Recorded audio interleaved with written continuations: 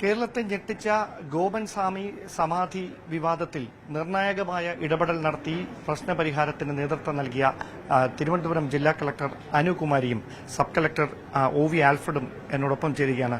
Madam, കേരളത്തിൽ സമീപകാലത്തൊന്നും ഇങ്ങനെയൊരു വിവാദം, ഒരാളുടെ സംസ്കാരവുമായി ബന്ധപ്പെട്ട് ഇങ്ങനെയൊരു വിവാദം ഉണ്ടായിട്ടില്ല. ഒരുപക്ഷെ അതിൻ്റെ അകത്തൊരു കമ്മ്യൂണൽ എലമെന്റ്സ് ഒക്കെ കടന്നു വരുന്ന സാഹചര്യമുണ്ടായി.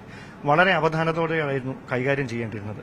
അവിടെ എത്രമാത്രം ജാഗ്രതയോടെയായിരുന്നു ജില്ലാ ഭരണകൂടത്തിന്റെ നീക്കങ്ങൾ ഈ പ്രശ്നം പരിഹരിക്കുന്നതിന് വേണ്ടി?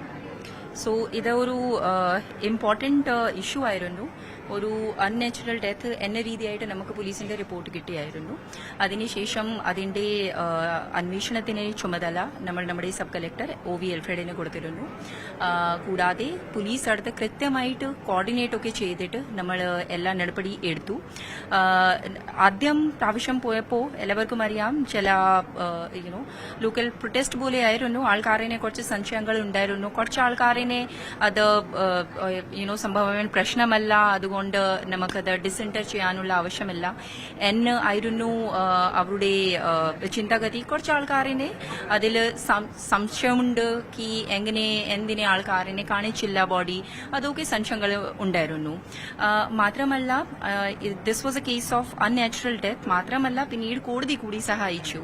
കോടതി പറഞ്ഞു നമുക്ക് ഡെത്ത് സർട്ടിഫിക്കറ്റ് ഉണ്ട്, അല്ലെങ്കിൽ പ്രോപ്പർ അന്വേഷണം ചെയ്തിട്ട് സത്യം എന്താണ് എന്ന് അറിയാനുള്ള നമുക്ക് ആവശ്യമുണ്ടായിരുന്നു. ഒരുപക്ഷെ ഈ കോടതിയുടെ ഭാഗത്തു നിന്നുള്ള ഒരു ഇടപെടലിന് വേണ്ടി വെയിറ്റ് ചെയ്തതാണ് ഈ പ്രശ്നം ഇങ്ങനൊരു രമ്യമായി പരിഹരിക്കില്ല. അത് തീരെയല്ല.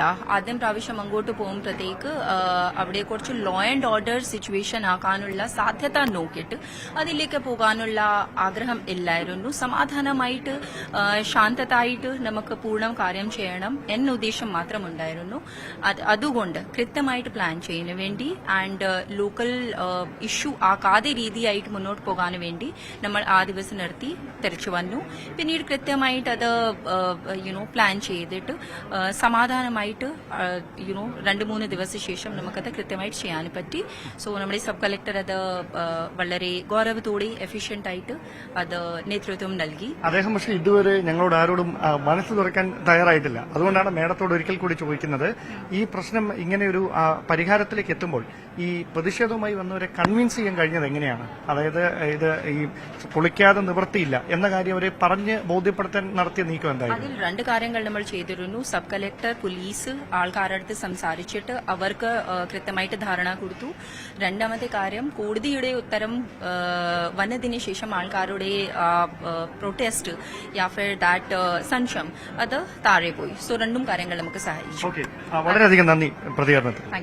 എന്തായാലും കേരളത്തെ വലിയ തരത്തിൽ ചർച്ചകൾക്ക് വഴിവെച്ച ഗോപൻ സ്വാമി സമാധിയുമായി ബന്ധപ്പെട്ട വിവാദങ്ങൾക്കൊടുവിലാണ് ആദ്യമായി ജില്ലാ കളക്ടറും സബ് കളക്ടറും ഈ വിഷയത്തിൽ എന്താണ് ജില്ലാ ഭരണകൂടം സ്വീകരിച്ച നിലപാടെന്ന് മനസ്സ് തുറന്നിരിക്കുന്നത്. എന്തായാലും വരും ദിവസങ്ങളിലും അവരെടുത്ത തീരുമാനം വലിയ തരത്തിൽ ചർച്ചകൾക്ക് വഴിവെക്കുമെന്ന കാര്യത്തിൽ സംശയമൊന്നും വേണ്ട. ക്യാമറമാൻ സന്തോഷ് കുമാറിനൊപ്പം ഡാൻ കുര്യൻ, ന്യൂസ് 18.